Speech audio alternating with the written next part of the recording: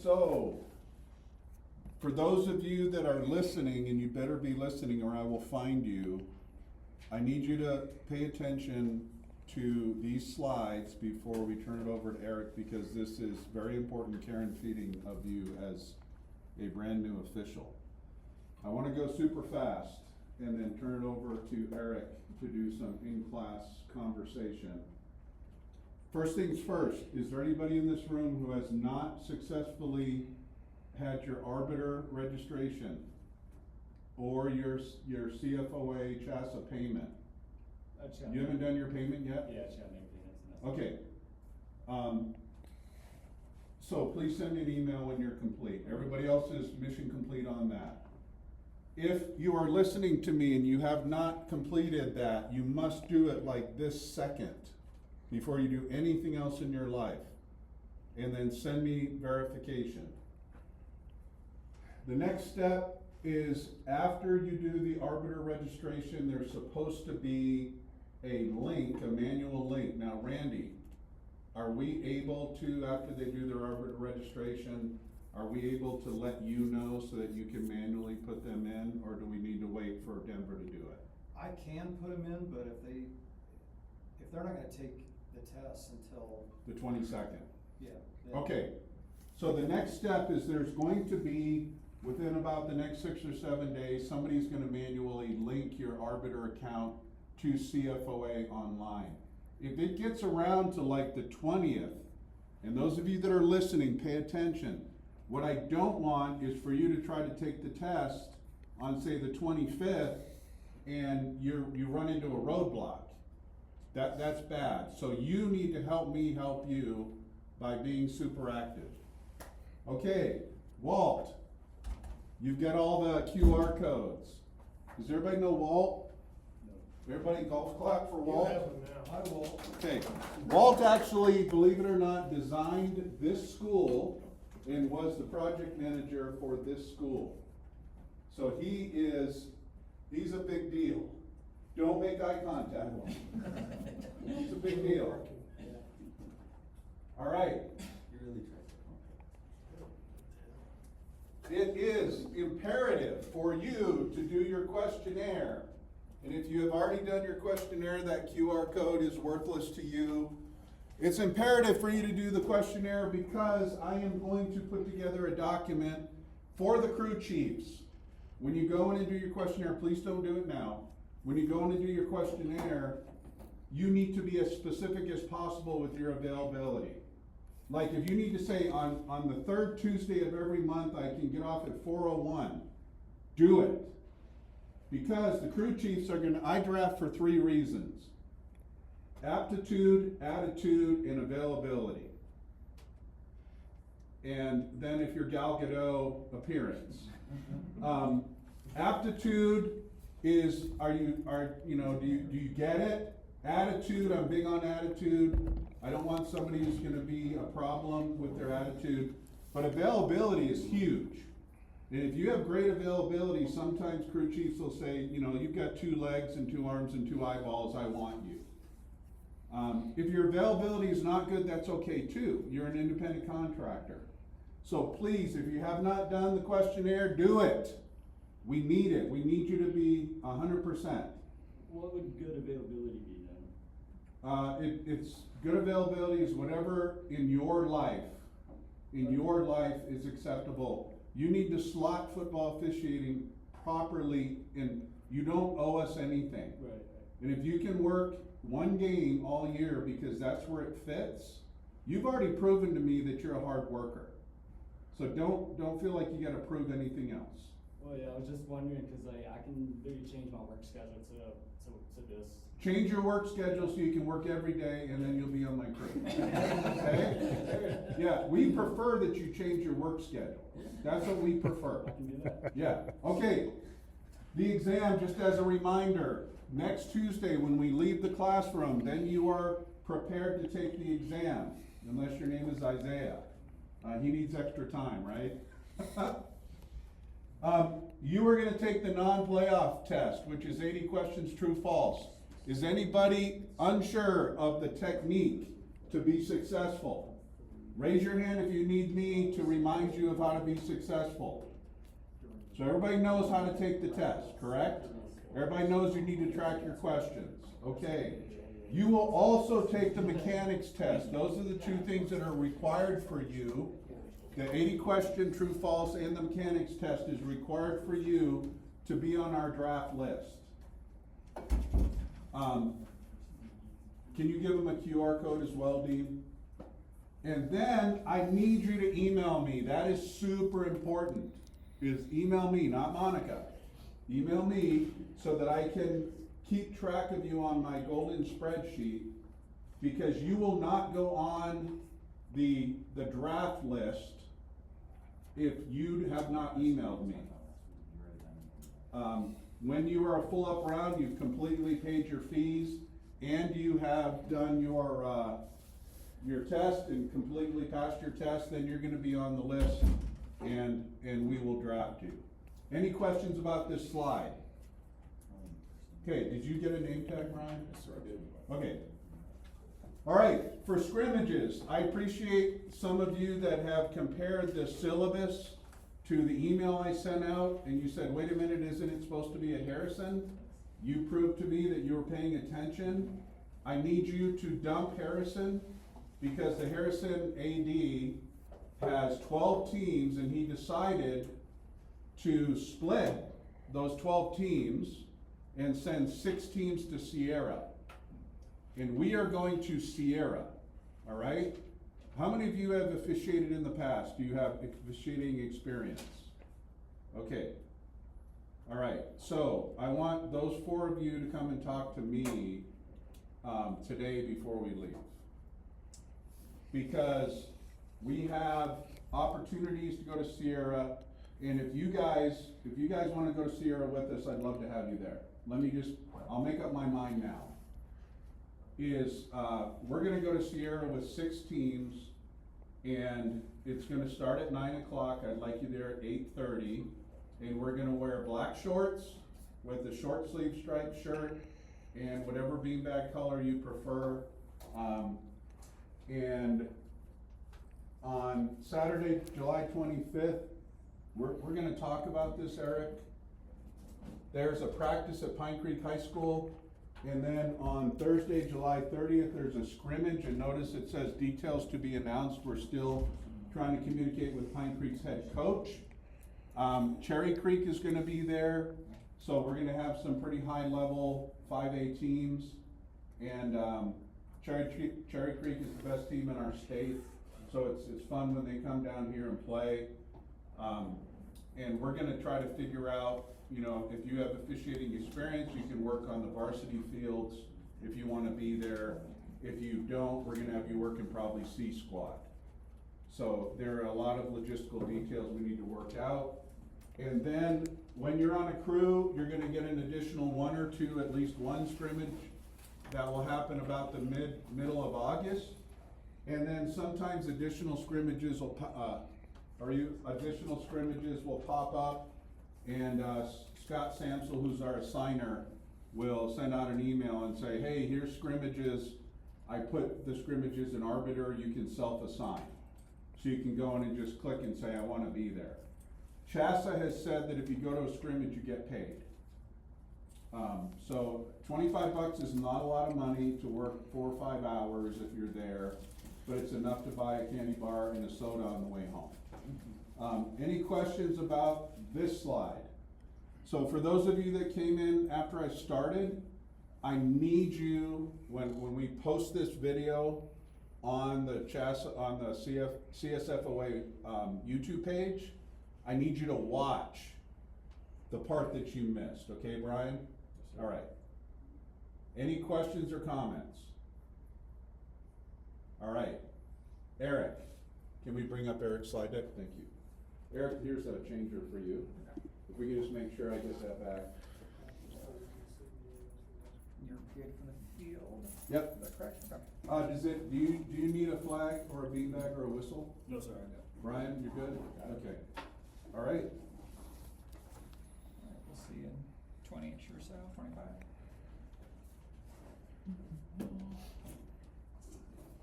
Alrighty, So this is my favorite night of training. We actually get to go outside and put some movement and some action into what has been the last few weeks, plus many hours of videos as well, right? Where we start talking about actual signals, mechanics, positioning, getting out on the field. So this is simply a primer, 15, 20 minutes, then we're going outside. This is the wave tops, what hopefully you have already seen on this week's content, and also what we're going to be talking about the next couple of hours as we actually have you going through with reps, getting in position, seeing some simulated plays and things like that. We've got about 10 or 15 vet officials that are meeting out there now, so we're going to have folks actually simulating being receivers, being quarterbacks, having action, so that you're going to get to see that here in just a little bit.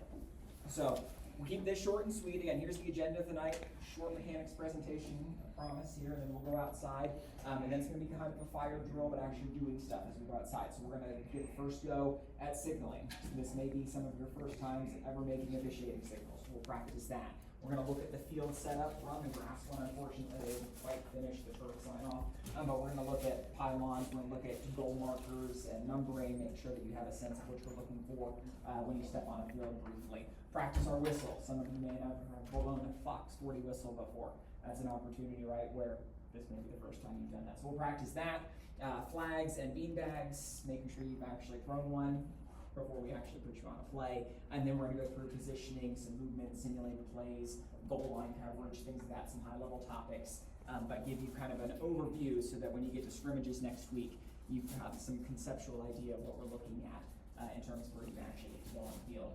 If you're a veteran official and you've done this, and you're dusting off the cobwebs, you're shaking off some of the time off since the last time you did this, right? So it's good for you as well. All right, so high top and wave tops of what you've probably seen so far this week. Whistles, right? So everybody's got a Fox 40 here. We're not going to blow them in here because my ears can't take that, but we're going to do that as soon as we get outside. Two types of whistles we're going to focus on today, right? You've got your long standard 1 second end of a play standard whistle, and then we're going to have our tweet, tweet, tweet, or chirp, chirp, chirp, look at me whistles, right? So we're going to practice those when we go outside. If you've never blown a Fox 40, it takes a little bit of an effort to do that, so we don't want to hear those really half-baked, half-hearted whistles that maybe you'll do the first couple of times. So we'll try to get those out of our system. What do we do when we have look at me or tweet, tweet, tweet whistles? What are some examples of why we need that? Penalty? Yeah, what else would we need? Look at me. Timeout, coach's timeout. Timeouts, yeah. Injuries, anything out of the norm, right? That we're stopping gameplay. Extracurriculars, dead ball officiating, right? If we've got tussling players, people not listening to the end of a play, right? We may have to get more aggressive with our whistle usage as well. So we're gonna be listening for that outside. Also, as a wing official, hard habit to break, hopefully you don't develop it, spitting the whistle out at the start of a play. We're not running around with whistles. New officials, I've gotten so many inadvertent end of plays accidentally because we forget to spit it out. We run around, we see something exciting, and the whistle's in our mouth. And we go, woo!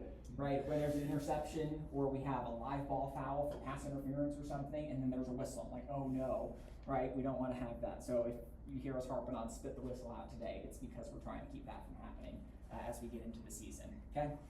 All right, so whistles, we're going to harp on those, making sure we've got them and we use them appropriately.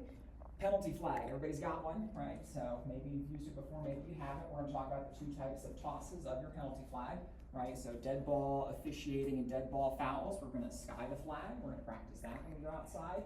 We don't have to throw it as high as an airplane. We don't wanna throw it behind our heads, right? And especially on the sideline, I have lost penalty flags. And you get excited, you chuck it up and it ends up about 10 feet behind you, and sometimes you have to track it down. So we'll practice that. So your first game, maybe that doesn't happen to you. And then live ball fouls, right? So when we have fouls that happen during the course of a play, we don't want to know the general spot that those happen. So we're going to practice throwing our flag towards a spot of the foul that we see in progress. Not killing it with our whistle, but marking it with a flag. That takes a little bit of practice, especially if you have to get 10 or 15 yards tossed downfield. We also don't want to hit players or coaches with our flag. It sounds simple, but it takes a little bit of work to not hit somebody in the face when they're engaged in football and they're like, what the heck? We try to keep that from happening out there. We'll also practice if you have a terrible flag toss. It happens. The wind in Colorado takes your flag. Sometimes you just kind of chuck it and you miss by about 10 yards. So we'll talk about fixing your flag if you didn't get it where you wanted it the first time before we then go talk to our head official and talk about what our foul is, and then we talk about enforcement. Higher level concepts, but tossing the flag we'll get to at least as we go outside here in a few minutes. All right, beanbag. Everybody's got one of those. Unlike penalty flags where we're chucking towards spots of fouls, we're gonna do more or less the opposite with our beanbags, where those are gonna be more concerned about just a yard line that something is happening on, as opposed to having to toss it 20 yards into a field of play to get it to where a fumble happened or an end of a kick happened or something like that. Beanbags are marking the spot, right, a yard line that one of these relevant things happened. So first touching, end of a scrimmage kick, where a fumble occurred, right, because we've got that forward fumble out of bounds that we may need to come back to. So just chucking it into a yard line in front of you is something we'll practice here too.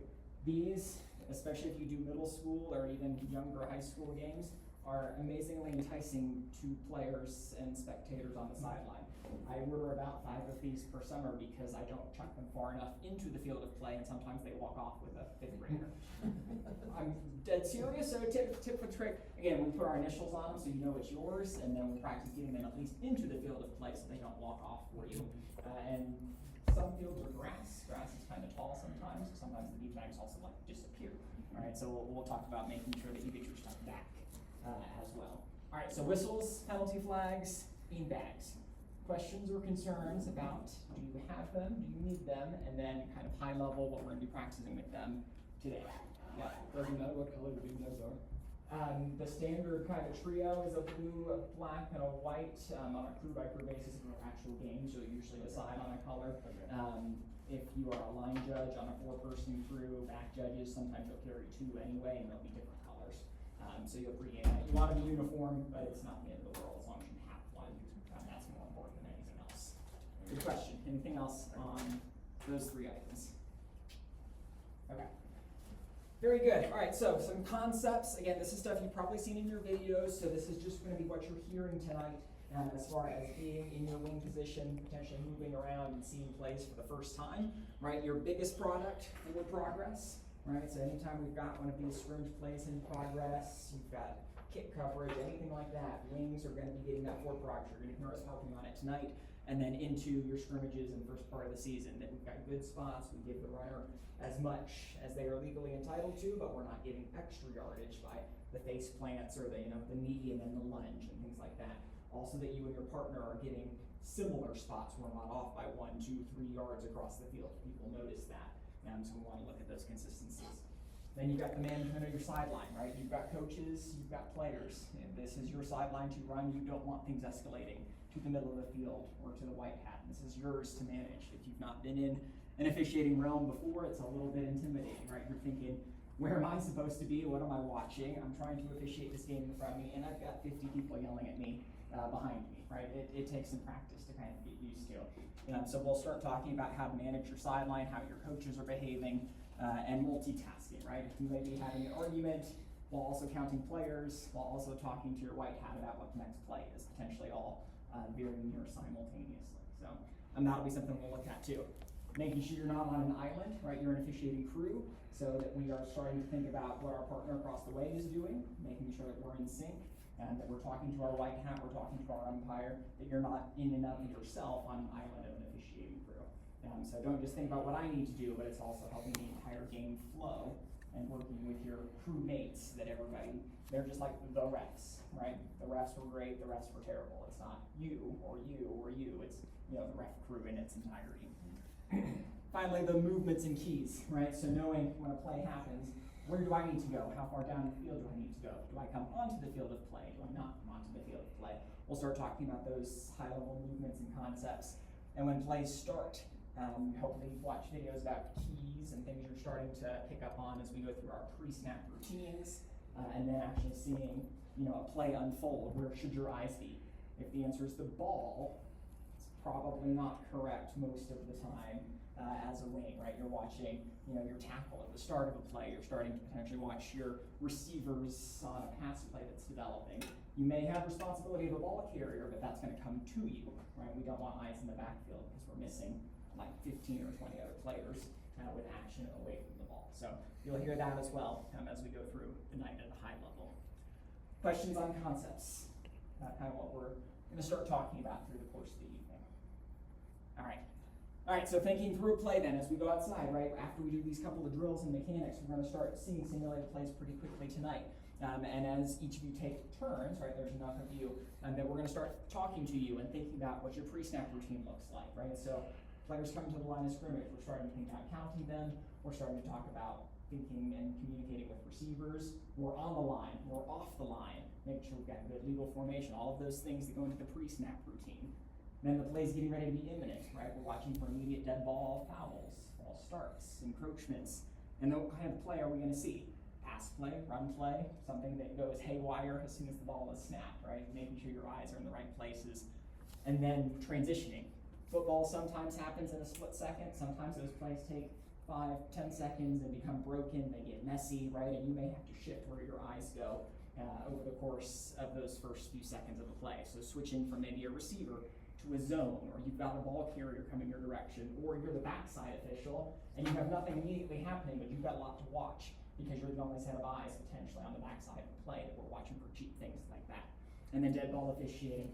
More dead ball officiating than live ball officiating in football, right? So make sure the shenanigans stay out, no cheap shots, no safety fouls, all of this kind of stuff that we have to have eyes on, because parents are gonna see it, coaches are gonna see it, and we don't wanna be the people staring in the clouds, not watching the end of the play, even once the play has officially ended from a live ball status. So top to bottom, right, between a play starting and finishing, lots that we're gonna be talking through.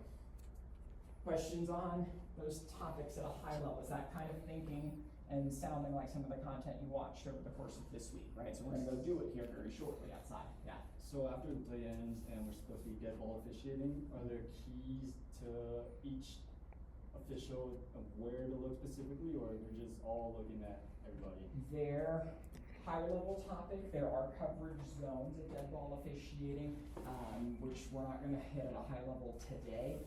But more than anything, right, it's if you've got people going out of bounds near you, that you as a wing are keeping action under control here, that we don't get so laser focused on just the field, and we have things happening in the sideline that the play took us out to.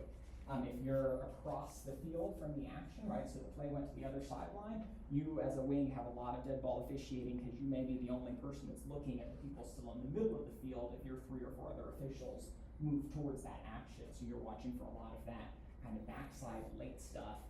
So there's just some general zones that you will certainly have to keep a watch for. And then anything that catches your eye, like out of our peripheral or something, like you want to immediately make sure you're looking at that as well. Yeah.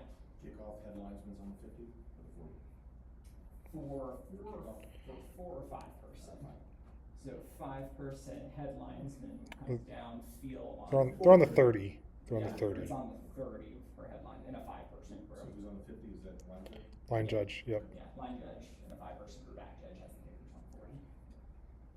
Alright, so some pre-snap routines, good questions on dead ball officiating. So pre-snap routines, I'll let you read the slide here, but again, this is gonna be thinking about your receivers, legal formations, pre-snap penalties, that we've got everybody on their sideline clear, right? You've got a working zone and your restraining zone, and how we're gonna communicate with everybody near us, right? So players in front of us, coaches that may be standing very near us, potentially talking to your partners if we're communicating down in distance or clock stoppage or anything like that. All of these things we're thinking about in a pre-snap routine, getting ready to officiate then the upcoming play. Lots of time to get this right. Everybody develops it a little bit differently. We'll start thinking about that tonight as to how these plays start to develop and what you're looking for each time. Then we talk about actually during the snap, right? So we'll have running plays, we'll have passing plays, kind of where your eyes go will depend on what we observe as like the developing play type. All right, so running plays, we're gonna cue off of our tackle initially. You're gonna see that they typically will go forward on a running play, right? That's gonna key us into, we're probably looking at some type of running play. If you've got runners going straight ahead versus coming towards you or away from you, your positioning, what you're watching is gonna change a little bit. So we'll be talking through that. Also making sure that we don't have eyes on the ball field and the backfield and the ball carrier from the snap, right? So you're watching tackles, you're watching for things ahead of the ball carrier potentially until they come into your zone. If they're going away from you, we're watching the backside guards tackles for cheap holds potentially. We're watching for any sort of illegal tackles or things like that that maybe not going to be picked up on by folks in the middle, or the opposite when you've got the ball carrier coming at you. So if you're in your sideline, right, then you've got the ball carrier coming at you, and that's where you're thinking about a ball carrier maybe going out of bounds, right? And so then we start thinking about making sure we got player safety, dead ball officiating, and you not getting drugged, Has anybody been in the wrong spot if you've officiated before? It's a little scary as a wing if you've got a larger football player coming at you full speed with pads. Right, so we're gonna talk about letting the play develop and get ahead of you. You can't officiate if you're trying to get out of the way of a 200-pound fast person coming at you with pads. It's terrifying, and that's not where we want you to be. So we'll talk about making sure you've got a good look as everybody gets ahead of you, and then we'll officiate the play from behind as that starts to develop.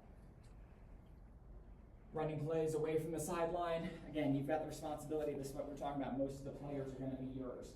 Probably won't have anything, but we want to see it if we get that cheap shot, that late hit, something unnecessary because the play has gone way away from us. You're going to be those only eyes here. And then you've got the backup of your partner, right? So maybe your partner does get trucked by the receiver or the ball carrier coming at them. You may potentially have to help with that spot.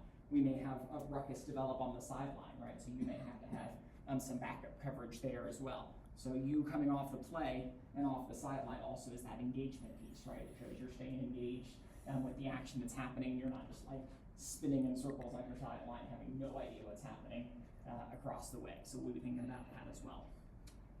Run coverage, any questions? Just high level topics, right? I mean, it's a lot we're gonna go see and do, but some run stuff will be one of those scenarios where you'll kind of have to do it by feel. You'll think about positioning, and you'll think about kind of making sure that we're watching some of these depending on if run plays come towards you or away from you. All right, pass plays then. Again, we start with the tackles, right? So after you've got your pre-snap routine, tackles will usually pull back. If we've got a pass play, not guaranteed, especially at younger ages, but we'll often key into that being a pass play.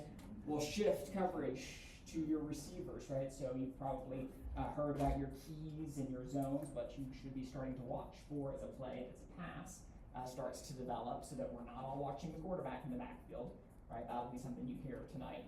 But that we're watching, receivers that are in your zone or your keys going downfield, that we've got eyes on holds, pass interferences, tackles sometimes happen, and that we are watching where we need to be on that. So again, you'll hear don't peek, don't ball watch, right? Because if we're all watching the quarterback, we're not watching the rest of the action. That's a problem for us. The R is in the backfield. Don't forget that you have a referee in the backfield who is watching the quarterback, who is watching all of his action behind the line of scrimmage and in the backfield for sacks or anything that's like a loss of yardage, anything like that. You can eventually help, but that's not your primary zone, not your primary responsibility. So as a new official, the tendency is to like run 10 yards into the backfield if a play develops. Don't forget you've got a friend, right, who's your white hat, who's got that coverage there. You can help after that play ends, and we see where we're going to start the next one. All right, lots of words on forward progress. Everybody's heard it for the past week, and we're going to go harp on it outside as well. But forward progress, right, is making sure that we give a ball carrier, a runner, a receiver as much legal yardage as they are entitled to, based upon where that ball becomes dead. The biggest forward progress challenges, right, are like where the knee hits, where the ball is, right, and making sure we give them that ball spot. Sometimes as folks, dive to the ground or go knee and then like launch, sometimes we can get off by a few yards, especially if you have not seen a ton of football plays. So practicing forward progress spots, discussing with your partner to make sure you guys are coming into good, succinct, and agreed spots on plays is something that you're going to start practicing.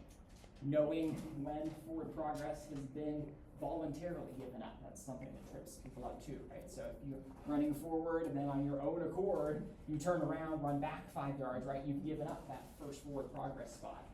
So we're going to see what happens with the rest of the play. Sometimes that's a concept that new officials maybe have not seen before. And then we're going to have discussion about then marking forward progress, right? So you've got a good spot, right? But if I'm looking at weird angles, I'm bananaing onto the field, right? Did you hear Mark's conversation about bananaing onto the field, right? So then there's this whole presence of being an official. You've got a good spot. We're going to now mechanically sound moved on the sideline to our spots, square off, come out, and show it. We're going to practice that too so that we look polished and professional as we get these spots and go through some of these mechanics.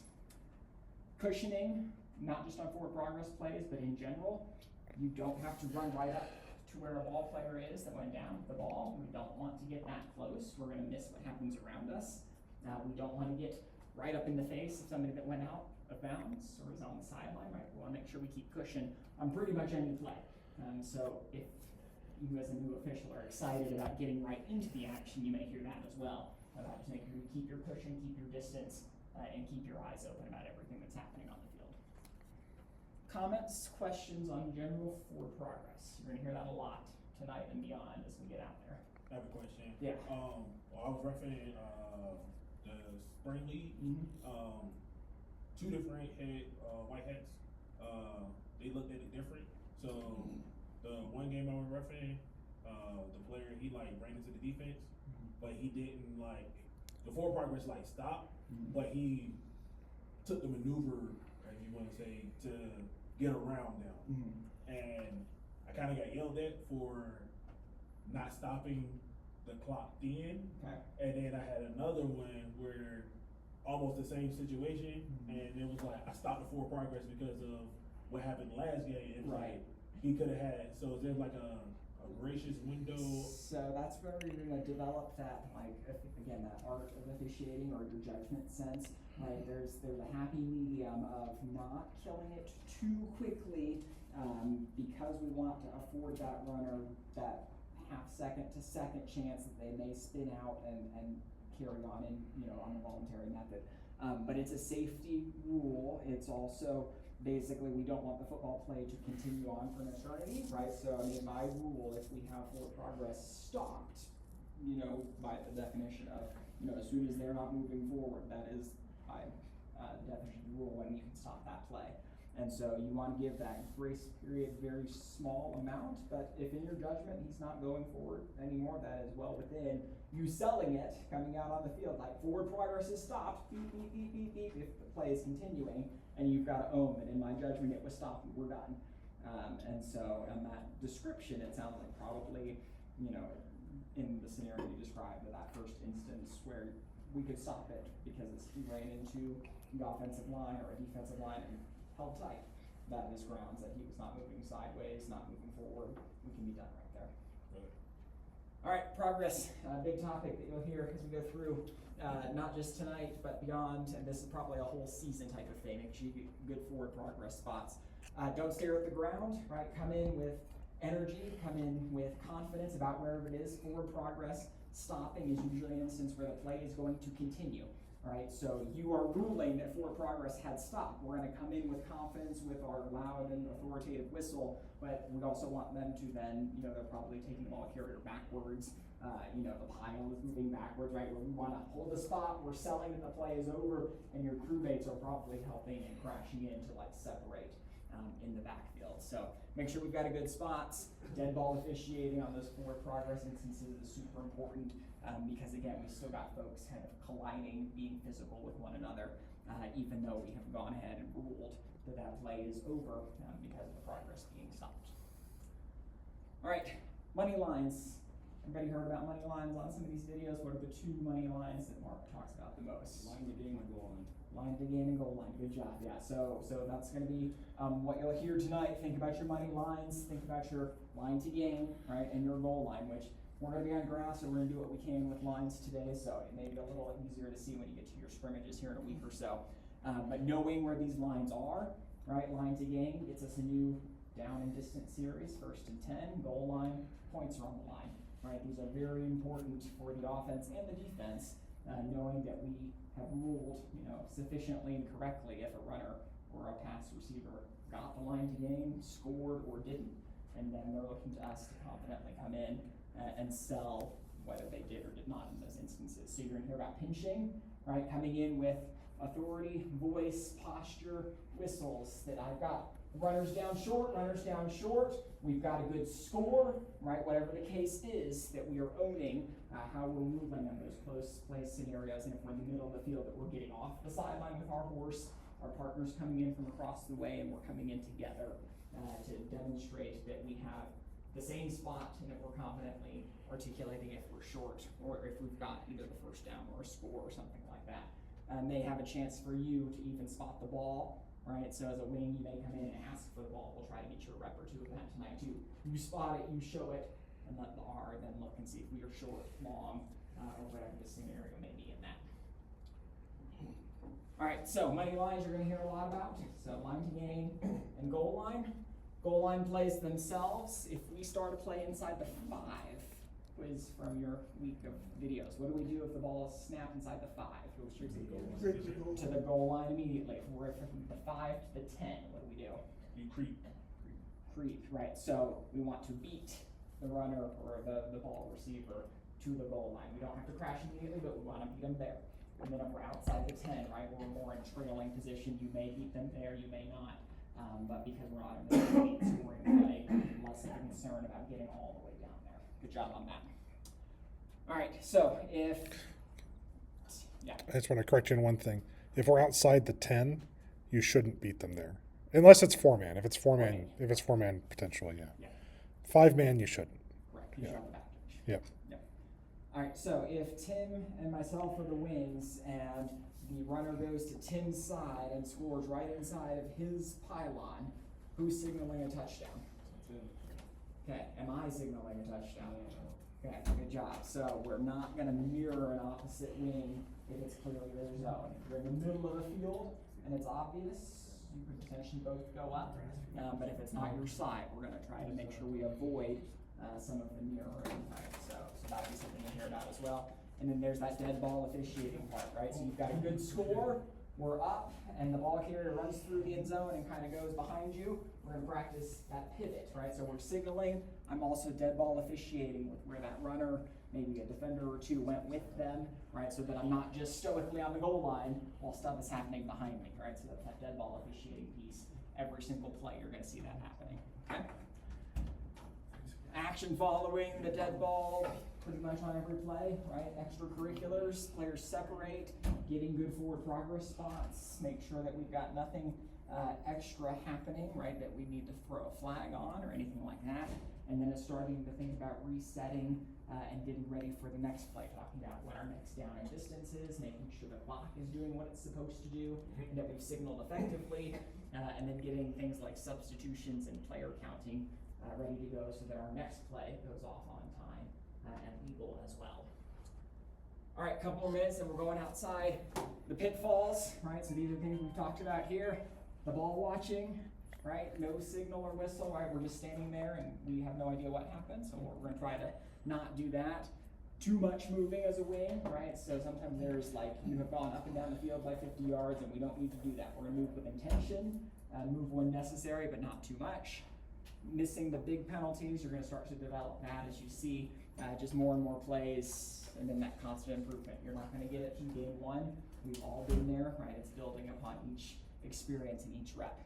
The highlights though, right, being a wing, you're that fundamental kind of position on the crew.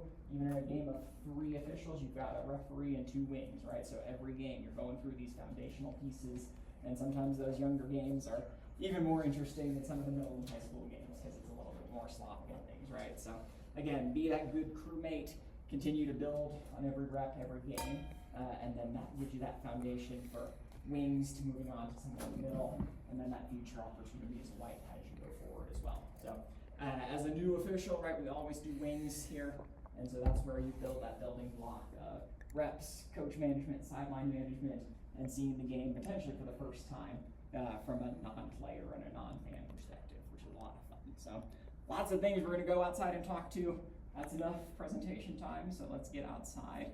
Questions or concerns or anything you want to circle back on real quick before we go start practicing this? What are we using outside? Take a flag, take a beanbag, take a whistle, for sure. You can come back up here at the end of the night if you want to leave stuff in here, that's fine. An important responsibility for wings is ruling on potential forward backwards passes. Like, you don't always have the best angle, but it is your call. You just gotta make a decision. Is that pass backwards? And if so, punch and tell everybody on the crew it's backwards. If not, I will say that's actually not a mechanic we have. The punching back isn't a mechanic we have because no one's watching you. gotcha, okay. So- How do you guys communicate? Well, so ultimately, if you think it's a forward pass and it's your responsibility, you're going to kill it. If it's backwards, you're not going to blow your whistle at all, and it's just going to be live. And that means you let it go, rule it legal and backwards. So I mean, if it's forward and complete, then that is what you're telling everyone around that facial ruling. When in doubt, it's forward. Yeah, and if you have not blown it dead, we assume it's a legal play at this point, which would imply that it was a backward pass and we're continuing. And yes, and then you get the mechanics, right, where it's actually a backside wing who's supposed to have that call, and then in reality, not always is that something that happens. Sometimes the wing that it's coming towards may have a better look, so. What, Yeah, on his, what about wing drift? If it's like, you see, the initial is the forward, then like the wing kind of drifted back. Are you still saying that? The initial direction is all that yeah, matters. yeah, so right out of the hand. Okay. Yep. Alright, Or yes. When receivers come out and I know we're punching forward if they're on, we're also punching back if they're off, right? So we're forward, we'll be in front of us, we're telling them with our hand in front of us, you're on the line, yeah, we're punching in the backfield. We don't wanna punch a receiver on, we don't wanna punch towards the defense. Okay. Alright, so it should just be in front of you if you're telling them to go on, yeah. And we'll go outside and we'll practice that.